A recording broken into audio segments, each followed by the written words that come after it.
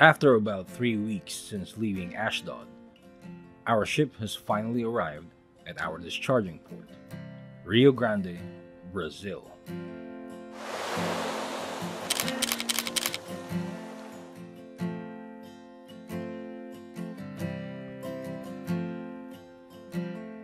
Our ship arrived this morning here at the port of Rio Grande in Brazil for discharging operations. As of last information, we will be staying here for, I don't know, about 3 days or something like that to discharge our cargo of fertilizer.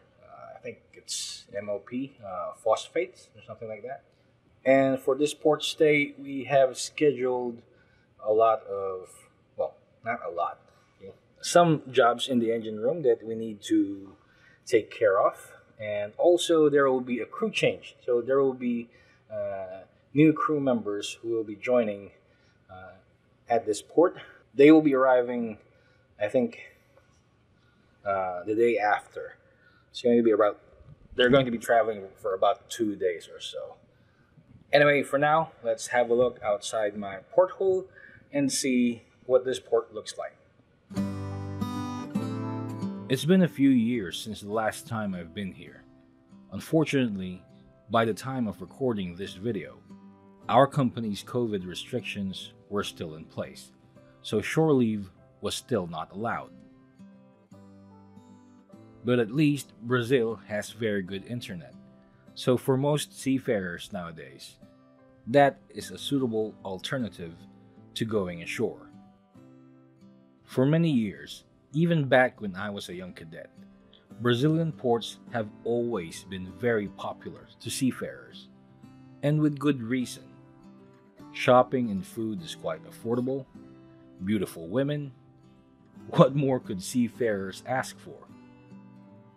As an added bonus, some ports have beautiful beaches and other tourist spots nearby, and with ships staying in port for at least 3 or 4 days, that's more than enough to make a lot of memories.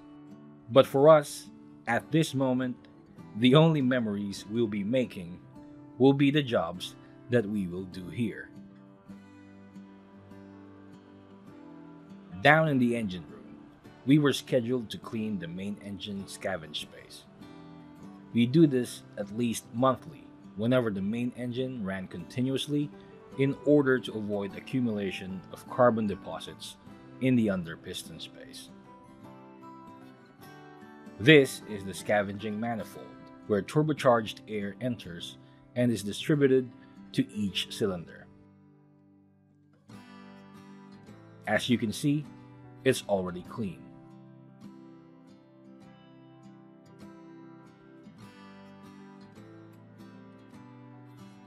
During discharging operations, ballasting is also carried out in order to maintain the ship's stability. In this area, the water is quite muddy, so we were having problems with our ballast water treatment system.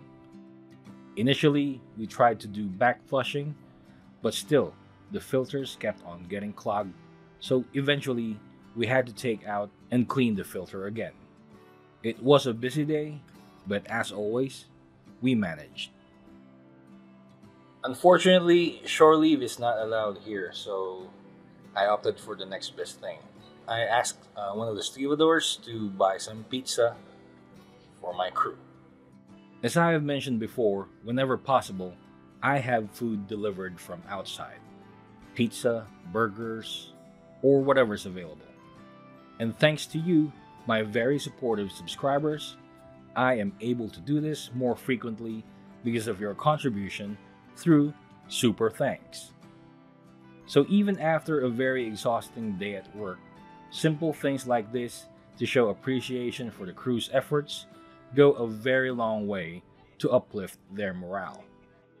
For those of you who have been following my videos, I am sure you already know that this has always been how I operate. And thanks to your contribution, I am able to do it more effectively. So once again, super thanks to all of you. Today's a Saturday and I don't have a lot of things to do today. So I decided to take some time and focus on my studies. So, as some of you may know, I am currently taking up my master's degree at MLA College. This is a distance learning course for the Master of Science in Engineering for marine professionals. And as you can see, I have already downloaded my course module. The course module is included in the Total Learning Package, which contains everything that students need in order to complete their studies. Lectures are in the form of offline videos, so no problem getting access to them, even without internet.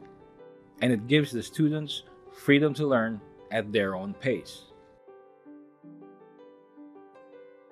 Each topic has a series of lectures, which are supplemented with the lecture transcripts and access to supporting materials. The most important supporting material is the project handbook, as it gives detailed information on how to accomplish the requirements of the course. So having the course module is very convenient, especially for seafarers who are on board ships that don't have internet access. Now for the research part, I'm going to need a lot of sources, and whenever our ship is in port and I get a SIM card, I have internet access, I could always just go to Primo, the online library. A simple search about the topic that I'm interested in will yield a ton of information that I could use as references. So basically that's what I do. Every time I have internet access, I go to Primo, download and save as much as I can on my laptop, and then when we're at sea, I can continue with my research. So if you're interested in pursuing your higher education, even when you're on board a ship, check out the MLA College website. The link is in the description below. And if you are serious about enrolling, you can opt in to the Refer a Friend scheme. If you use my code CHIEFMAKOi, you will get a discount of £250. Good deal, right? So, what are you waiting for? Enroll now at MLA College.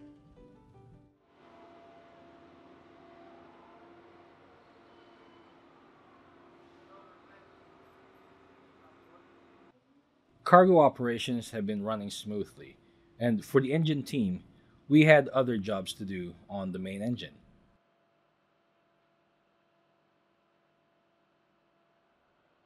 During transit, we have noticed some small fuel oil leakage, and we traced the source coming from the high pressure pipes of the fuel injection pump.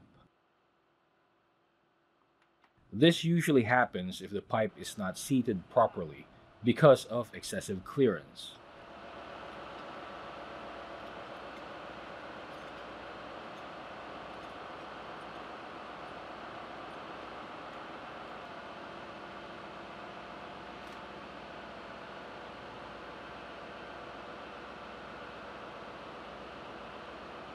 And upon dismantling and measuring the clearances, we were correct in our assessment.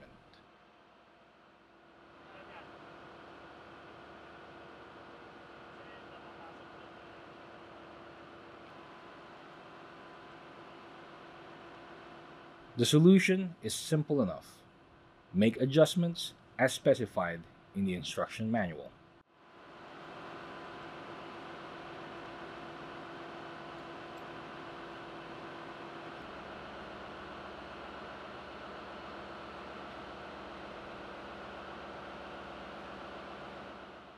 This procedure is not so complicated, but sometimes it gets overlooked during replacement of the fuel injectors. So it's better to pay attention to these details early on in order to avoid having to deal with consequences later.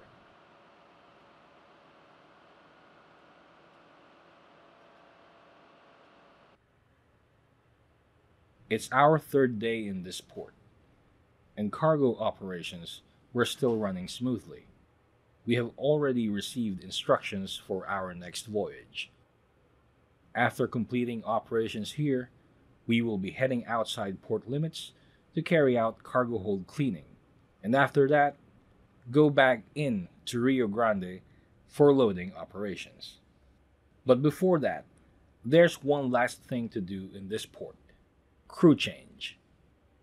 So in this port, we have 4 off-signers, and they are getting ready to disembark. Hindi ka kasali.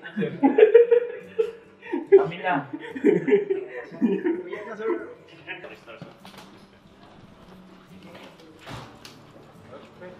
Yeah, ganda talaga pag yung mabango pag Yeah. The captain, third engineer, junior engineer, and bosun were all due to sign off. They have already completed their contracts, so now it's time for their well-deserved leave. There is always a mix of emotions at the gangway whenever crew members go home. For the off-signers, a feeling of relief, accomplishment, and excitement about the prospect of being reunited with their loved ones and anticipation of the activities that they will do while on vacation. For those of us who remain on board, we look forward to work and share stories with the new people who just joined the ship. We hope that for the rest of our contract, we won't encounter too many obstacles and keep ourselves safe. And of course, we console ourselves that soon it will be our turn to go home. So here I am with the new captain. hi.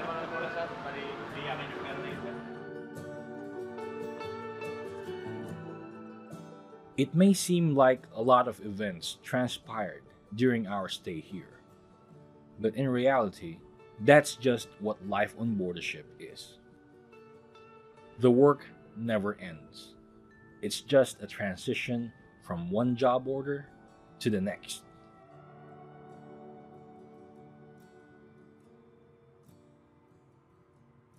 Soon enough, cargo operations will be completed. And once we leave this port, it will signal the end of one voyage and the beginning of a new one.